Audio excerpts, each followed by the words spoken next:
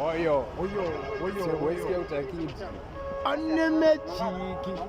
Ziriwo vyas. Azvinhu zviriwo vyas. Zvagara zviriwo vyas. Zviriwo vyas. Zvimwe zvacho zviriwo vyas. Azvibvunzwe zviriwo vyas. Zviri obvious. Ipo rakasiyana nepiye izvo zvapana asingazive. Zviri obvious. Kuti pamafuta ekuzora vamwe vanoda nivhiya nekliye. Zviri obvious. Kuti akaekta pafirimu rajesu anga asiri iye. Zviri obvious. Kuti nhasi ndinakedza anova mahedha. Zviri obvious. Oyo. Kuti kana une mari shoma unotopagara pakadoma. Zviri obvious. Yamani. Oyo. Imbire mukoma wangu ka inini ndine hwani inonzi dura rembanyi.